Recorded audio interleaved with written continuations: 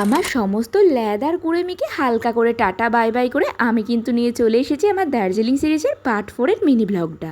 এটা ছিল আমাদের দার্জিলিংয়ের প্রথম সকাল, আর আমাদের ব্রেকফাস্টে ছিল রুটি, ঘুগনি, টক দই আর ডিম সেদ্ধ।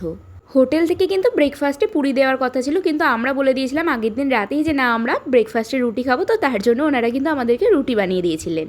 আর জলখাবার খেয়ে নিয়ে রেডি হয়ে এখন আমরা হোটেলের বাইরে দাঁড়িয়ে রয়েছি। দীপায়ন আর মায়ের মধ্যে এখন একটা গুরুত্বপূর্ণ কনভারসেশন চলছে। আর ওদের কনভারসেশনের বিষয়টা ছিল এটাই যে আমরা প্ল্যান করেছিলাম আমরা হোটেল থেকে পিস পাগোডা হেঁটে হেঁটে যাব। তো মা দীপায়নকে এটাই জিজ্ঞেস করছিল যে কতটা রাস্তা খাড়াই উঠতে হবে নামতে হবে, এই আর কি।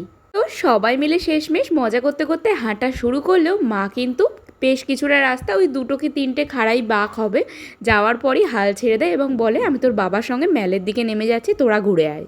সেই মতন কিন্তু আমরা না থেমে চরম উদ্যম নিয়ে এগিয়ে চললাম দার্জিলিংয়ের বৌদ্ধ শান্তিস্তূপ আর জাপানিজ টেম্পলের দিকে। আমাদের হোটেল ইয়াংসিন থেকে এটার দূরত্ব ছিল 2.5 কিমি। যারা ট্রেক করে তাদের কাছে যাওয়া আসা মিলিয়ে 5 কিমি অতটা কিছু না হলেও যারা একদমই ট্রেক করে না, মানে আমাদের মতন মানুষ, তাদের কাছে কিন্তু পাহাড়ি পথে 5 কিমিটা জাস্ট অনেকটা। পায়ে হেঁটে যেতে যেতে এত সুন্দর একটা ভিউ পেয়ে গেছিলাম, পুরো দার্জিলিং শহরটা দেখা যাচ্ছিল। আর তারপর আমরা আবারও একটু রেস্ট করে হাঁটা শুরু করে দিয়েছিলাম। যতটা এগোচ্ছি রাস্তা তো ফুরোচ্ছেই না, মাঝখান থেকে রাস্তা যেন মনে হচ্ছিল আরও বেশি বেশি করে খাড়াই হচ্ছে। রাস্তাটা এতটা খাড়াই ছিল, তো আমাদের মনে হচ্ছিল যে যাওয়ার সময় 2.5 কিমি কষ্ট করে হেঁটে গেলেও ফেরার সময় যদি ক্যাব বুক করা যায়, ক্যাবে করে ম্যালে চলে আসবো ডিরেক্ট।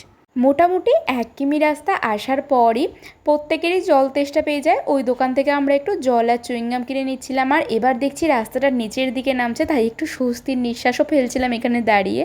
জল খেয়ে আর হালকা একটু রেস্ট করে নিয়ে আবার কিন্তু আমরা আমাদের পা চালাতে লাগলাম। আর এবার দেখো রাস্তাটা কিন্তু পুরো নিচের দিকে ঢালে নেমে যাচ্ছে। এই ঢালগুলো দিয়ে ঝটপট করে নেমে যেতে যে কী আনন্দ হচ্ছিল, আর আমরা সেই সময় আলোচনা করছিলাম আবার আমাদেরকে এই ঢালগুলো দিয়েই কিন্তু ওপরে উঠতে হবে, তখন ঠিক কতটা কষ্ট হবে।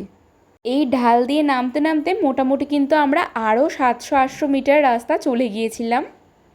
এর আগের বার যখন শান্তিস্তূপে এসেছিলাম তখন পুরো সাইট সিনটাই কিন্তু গাড়িতে করেছিলাম, কিন্তু এবার যেহেতু দার্জিলিংয়েই 2 দিন থাকবো, তো সেই কারণেই আর কি ভেবে নিয়েছিলাম যে আশপাশের পুরো শহরটা আর আশপাশের সাইট সিনগুলো পায়ে হেঁটেই ঘুরবো।